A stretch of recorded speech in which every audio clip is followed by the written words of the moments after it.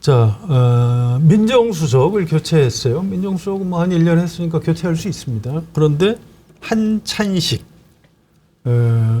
검찰 간부를 했던 분이 민정수석이 됐고, 이게 이제 민주당 안의 의원들도 이건 문제가 있다. 그리고 조국 혁신당에서도 이건 잘못된 인사다. 이런 식으로 비판들을 막 하고 그러는데, 이건 이석현 평론가님 먼저 좀 얘기해 주시죠. 어떻게 보세요? 이게 왜 이렇게 문제가 되는지 모르겠는데 사실 좀 전당대회, 8월 민주당 전당대회 좀 뗄감으로 이용되는 그 측면이 있는 것 같아요. 그 전선에 좀 더 설명해 주시죠. 이를테면 그 민주당 내에 친청, 친명 혹은 친석 뭐 이렇게 구분을 하시니까 예. 그 소위 전당대회를 앞두고 그 양 후보 진영 혹은 양 진영 간에 뭔가 이제 싸울 아이템들이 계속 나오는 거죠. 근데 이제 소위 친청, 전통적 민주당 층에서는 이게 그동안의 어떤 검찰 개혁이라는 큰 기조에 좀 맞지 않은 인사다. 이렇게 태클을 걸기 시작한 거죠. 네.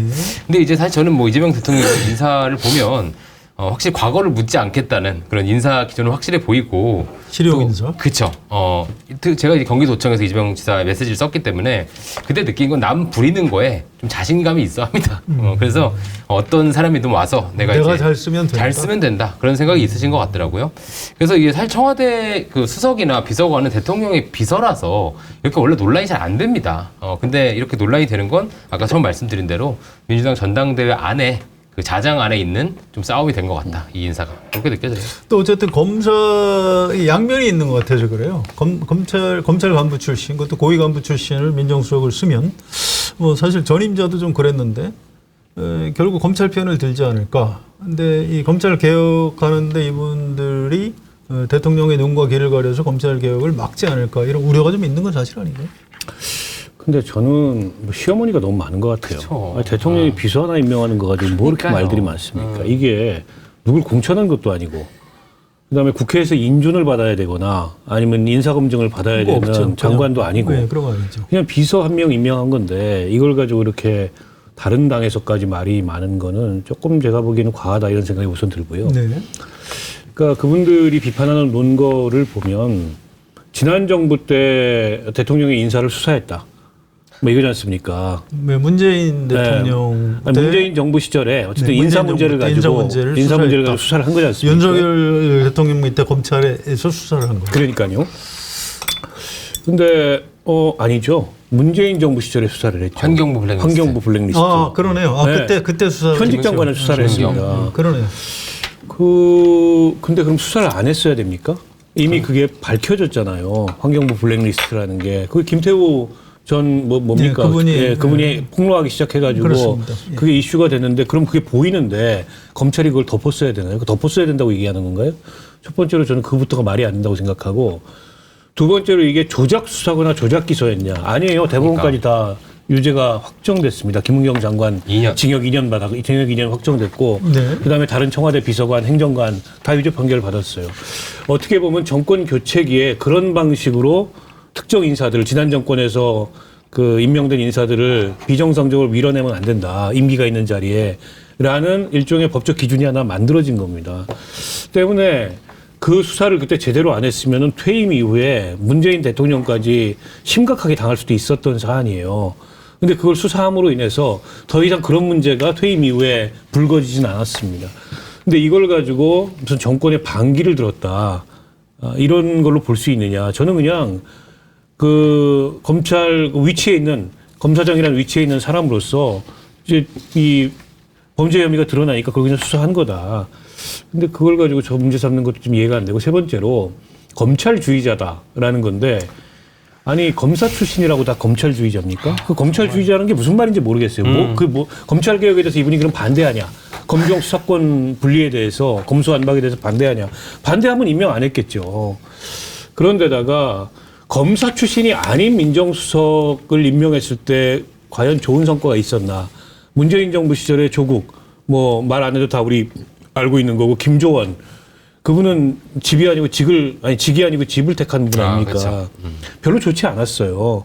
그나마 검사 출신이 아닌 민정수석을 임명해서 무난했던 게 문재인 대통령이었습니다. 노무현 정부. 노무현 대통령의 문재인 민정수석. 그 이외에는 성공적이지 않았어요. 물론 우병우처럼 전형적인 검사 출신의 그런 이 정치 검찰의 행태를 갖고 있는 민정수석이 끼친 폐해도 있죠. 그러나 모든 검사 출신을 다 동일하게 보는 것도 제가 보기엔 상당한 편견이고 그냥 프레임이다. 그래서 아까 이석현 평론가 얘기한 대로 이게 전당대회 결집용으로 더 과도하게 흥분하는 것 같아요. 근데 계속 검사 출신만 쓰고 있는 거는 좀 문제가 있는 거 아니에요?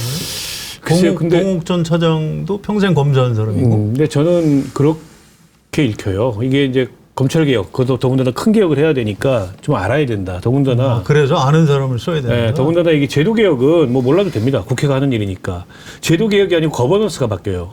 중수청이 생기고 공소청이 생기고 그 와중에 형사사법체계 혼란이 없어야 되거든요. 디테일까지 잘 알아야 되니까 검사 출신을 쓰는 게 더 안정감이 있다. 이런 시각인 게 아닌가 싶어요. 그러니까 애초에 기준이 검사냐 아니냐로 나뉠 필요가 없다고 생각해요.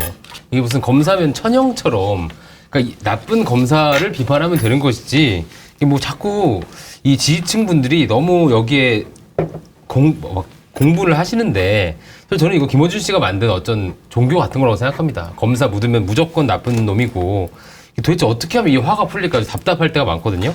그 뭐 대검찰청 건물을 뭐 부셔야 됩니까? 뭐 어떻게 해야 될까요? 그러니까 검찰청을 없애고 있잖아요. 그러니까 뭐 아니 없어지잖아요. 10월 3일. 없어지고 그럼 뭐 실제로 뭐 물리적으로 뿌려 스트레스 해소를 해드려야 되는 건지 이게 되게 부자연스럽고 불필요한 좀 논쟁이 계속 된다고 느껴지고 이게 사실 노무현 대통령에 대한 어떤 마음 때문에 이게 되게 에너지가 센 건데 저는 노무현 대통령이 이런 방식의 개혁을 절대 원하지 않았을 거라고 생각합니다. 이게 민주진영 내에서 어떤 교리처럼 돼 있는 이 방식에 되게 부자연스러운 자꾸 싸움이 이게 검사 출신이냐 아니냐 불필요한 논쟁 같아요. 근데 이제 이건 토론을 위해서 제가 이제 일종의 뭐 질문 추가 질문을 해볼게요. 이를테면 윤석열 전 대통령이 검찰 개혁을 하겠다 이렇게 다짐하고 검찰총장이 했잖아요. 안 했잖아요. 아니죠. 전형적인 검찰주의자였고 거기에 문재인 대통령이 당한 거 아닌가요? 속은 거 아닌가요? 저는 맞다고 봅니다. 그래서 지금 문제 제기하는 사람들도 이재명 대통령이 나 이재명이야 내가. 그러니까 검사 출신들 차장 출신 뭐 지검장 출신 뭐 내가 다 알아서 할 거다. 그게 과연 그럴 거라고 걱정을 할 수 있는 거 아닌가요? 아니 근데 그 걱정이 저는 기우라고 생각하는데 제도적으로 검찰 개혁이 거의 끝난 수준이에요. 지금 형사소송법에 보안수사권을 남기느냐 남기지 않느냐 요것만 남아 있습니다. 나머지는 제도적으로는 검수완박이 거의 완벽하게 됐어요. 그러니까 이거를 검찰주의자라고 해서 돌릴 방법은 없단 말이죠. 그런데 지금 보안수사권 관련해서도 저는 논의가 너무 과장돼 있다고 생각하는데 예. 보안수사권 폐지라는 큰 방향에 여권 내 이견이 없는 걸로 알고 있어요. 대통령도 거기엔 이견이 없어요. 다만 이게 부작용이 있을 수 있기 때문에 아주 예외적인 경우에 한해서는 남겨놓는 방안도 검토하자. 그걸 수기해달라고 얘기했는데 그 말을 받아치듯이 계속 이제 검찰 수사권 뭐 완전 폐지, 티끌 하나 남겨서는 안 된다.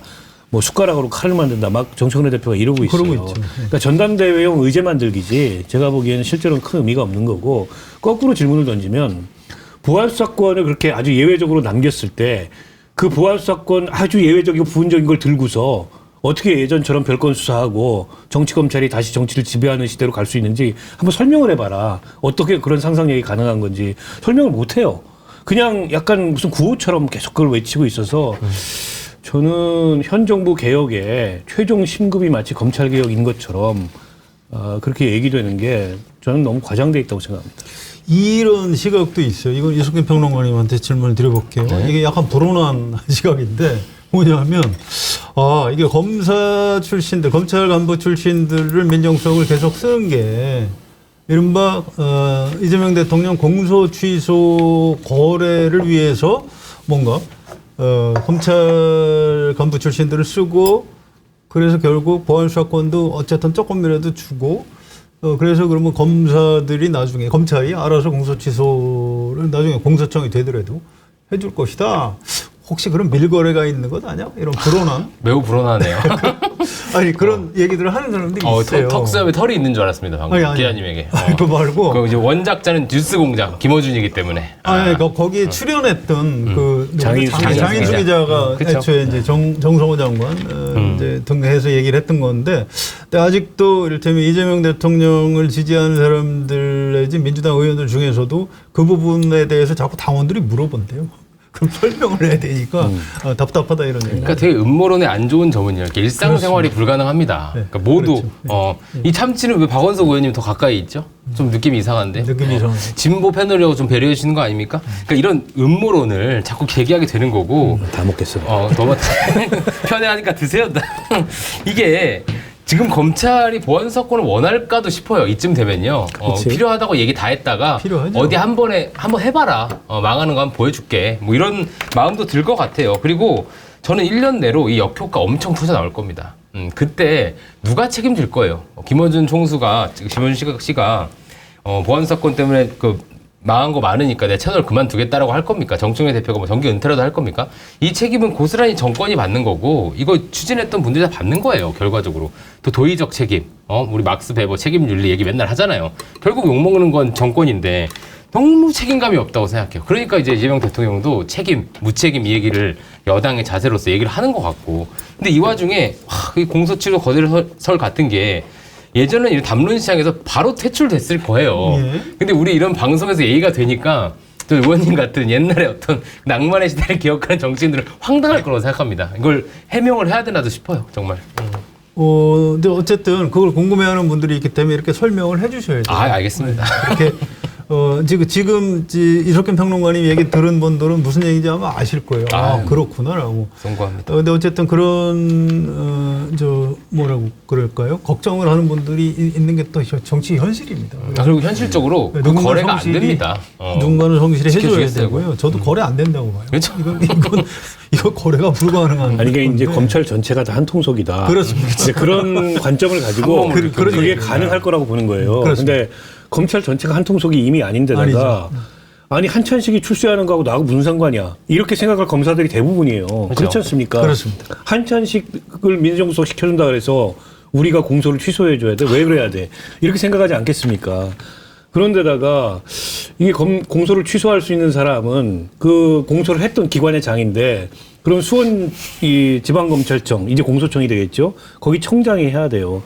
근데 그게 누가 될지 알고서 이 지금 한찬식 민정수석을 시켜주면은 나중에 그 자리에 갈 사람이 공소를 취소해 줄 거다. 이건 다 제가 보기에는 이제 상상이나 비약의 영역이고 다만 저는 공소 취소 문제에 대해서 이재명 대통령도 여당도 더 나가면 안 된다. 저는 이번 지방선거에 제동이 걸린 거라고 봅니다. 그렇습니다. 특히 대구시장 선거, 영남에서 선거 잘 나가다가 그냥 뒤에 다 뒤집어지고 따라잡힌 거는 그 특검법 추진 때문이에요. 그런데 그 특검법의 내용에 보면 기제기된 공소를 특검이 가져와서 취소할 수 있는 권한을 포함하고 있잖아요. 그렇죠. 이거 다시 숙고하기로 했어요. 처음부터 다시 논의하기로 했는데 이거 그 애초에 지금 제출됐던 법안 형태로 입법을 시도하려면 반드시 부작용이 올 거고 지지를 더 지금 깨지죠. 이런 음모론들이 다 살아날 거예요. 그렇게 되면 이제 그때부터 난장판 됩니다. 정권이 국정에 집중을 못하게 돼요. 그래서 이건 하면 안 된다. 근데 아직도 지금 포기 안 한 것 같은데. 안 한 걸로 보이죠. 그 점이 걱정스러워요. 그래서 반반인 것 같은데. 그래서 저는 조작 기소나 조작 수사가 있었는지를 수사할 수는 있다고 봅니다. 그건 해야죠. 특검이 할 수도 있고 당연히 뭐 공수청이 할 수도 있다. 저는 뭡니까 왜 생각이 안 나? 공수처? 공수처가 할 수도 있다고 생각해요. 예. 원래 공수처 그거 하라고 만든 겁니다. 맞습니다. 근데 공수처가 수사 능력이 없대요. 뭐 그래서 치고 그럼 특검이 할 수도 있다고 생각해요. 근데 조작 기소나 조작 수사를 수사하는 거하고 공소를 기제기된 공소를 취소하는 거는 다른 문제입니다. 다른 거죠. 완전 다르죠. 근데 지금 발의되어 있는 법안처럼 특검이 가져와서 공소 취소할 수 있는 걸 그냥 밀어붙이면은 저는 그건 굉장히 위험하다. 그 애초에 민주당 의원들 중에 공소 취소 모임부터 만들었잖아요.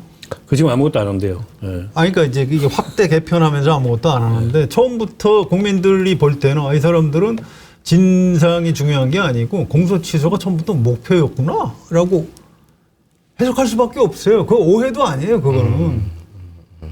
근데 그걸 또 특검에다 그 권한을 주고 또 국정조사를 하고 국정조사의 목적 자체가 그러면 공소 취소 아닌가? 뭐 이렇게 비판할 수밖에 없는. 저는 그런 이제 무리한 시도를 예. 했다고 생각해요. 근데 그 무리한 시도에 제동이 걸렸습니다.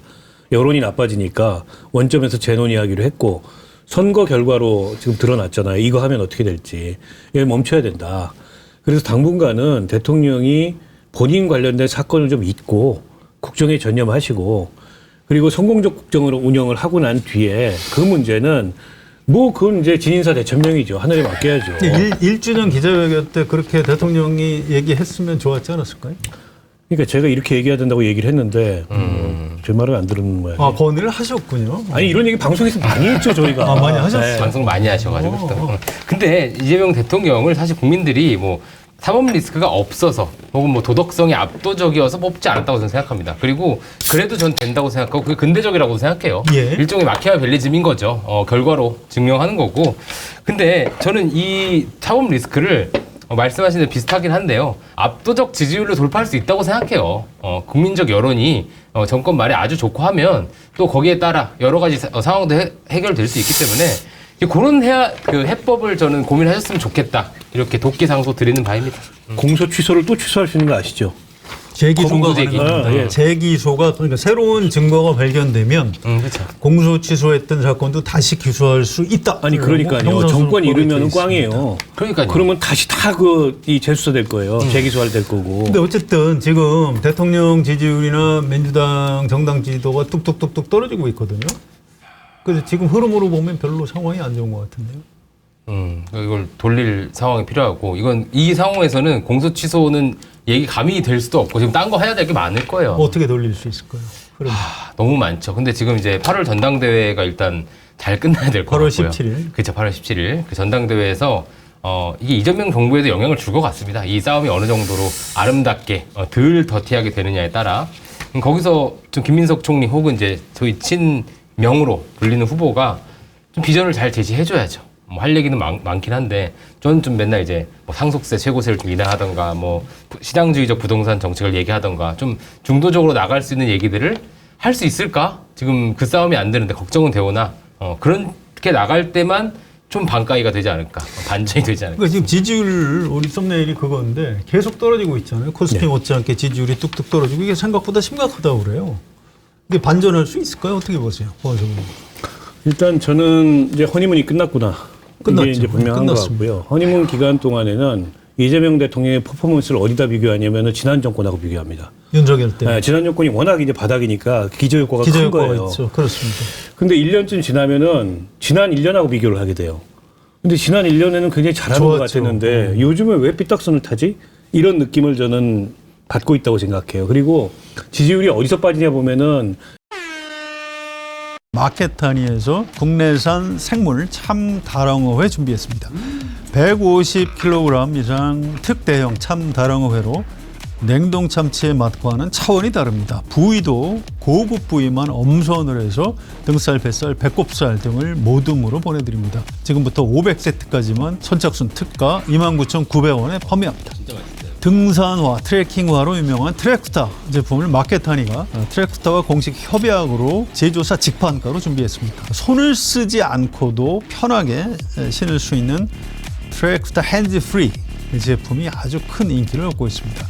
자, 인터넷 최저가하고 비교를 해보세요. 한 25% 이상 저렴하다는 것을 확인하실 수 있을 겁니다. 주문 방법은 유튜브 화면 좌측 하단 클릭해서 바로 주문이 가능하고요. 주소창에 마켓하니 입력 후에 검색해서 주문하셔도 됩니다. 010-2885-3244로 전화 주문도 가능합니다. 근데 지난 1년에는 굉장히 잘하는 좋았죠. 것 같았는데 요즘에 왜 삐딱선을 타지? 이런 느낌을 저는 받고 있다고 생각해요. 그리고 지지율이 어디서 빠지냐 보면은 연성 지지층이나 중도층에서 빠집니다. 그 뭔가 이게 그 이재명 정부한테 기대했던 그런 속도감, 그런 이제 과감함, 또 그런 어떤 성과 이런 거가 조금 완화되고 둔화되는 반면에 왜 이렇게들 싸워? 내부에서 별거 아닌 거 가지고. 근데 이런 느낌을 주면서 이게 이제 중도층에서부터 좀 빠지고 있다고 보거든요. 그러니까 이번에 그 리얼미터 조사 나온 거 보면 중도층에서 제일 많이 빠졌습니다. 여전히 이재명 대통령 지지층이나 민주당 지지층에서는 대통령 국정수행 지지율이 높아요. 근데 중도층에서 역전됐습니다. 이제 잘 못하고 있다가 더 높아졌어요. 그러니까 요걸 좀 잘 봐야 된다고 생각하고 그러면 실제 좀 국민이 체감할 수 있는 그런 개혁이나 그런 국정의 성과를 만들어내는 게 중요하고 코스피 이외에 지금 마땅한 게 없어요. 근데 코스피라는 건 그 숫자이기 때문에 언제 꺼질지 모르잖아요. 오늘 같은 날이 있는 거지 않습니까?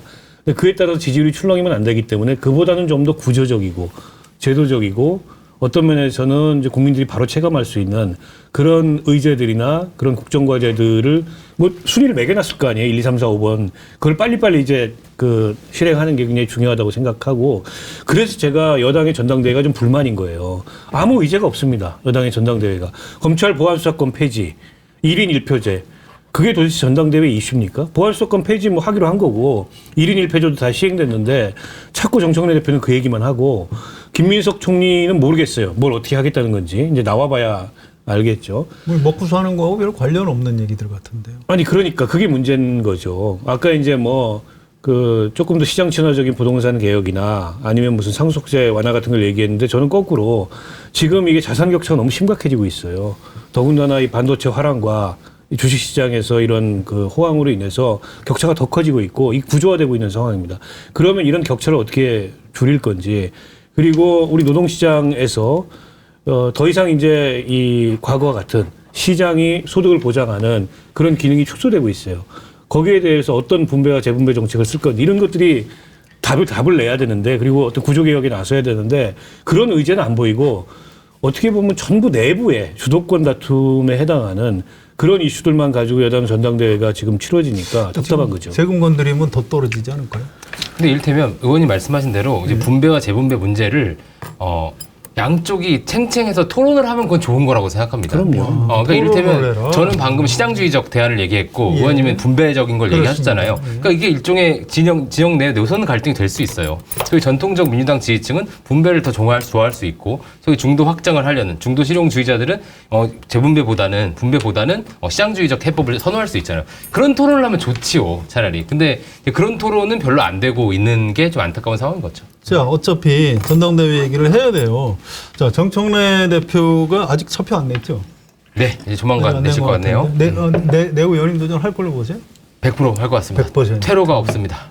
퇴로가 없어요? 이제 여기서 물러서면 다음이 없는 걸로 인식하시는 것 같고 또 지금 유시민 작가가 내일부터 3일 연장 지금 뉴스공장 나온다고 하신 만큼 총동원령이 내려진 것 같아요. 이럴 일인가 싶긴 해요. 박원석 의원님 지난주에 말씀하신 기억 나는데 얼마인지 다음은 있는데 다음이 없는 것처럼 지금 붙으려고 하시더라고요. 그러니까 다음이 없다는 게 다음이 뭐가 없는 거죠? 뭐 다음 정치적 대통령이 미래. 없어진다 그런 뜻인가요? 뭐 정치적 미래. 여기서 대표 그만둬도 국회의원 계속 하는 거 아닌가요? 그러게 말입니다. 반발 물러서야 다음에 두 발 전진하고 그런 거 아닌가요? 제가 알고 있는 정치 상식은 그런데. 상식을 벗어난 것이 뉴노멀입니다. 아, 그렇군요.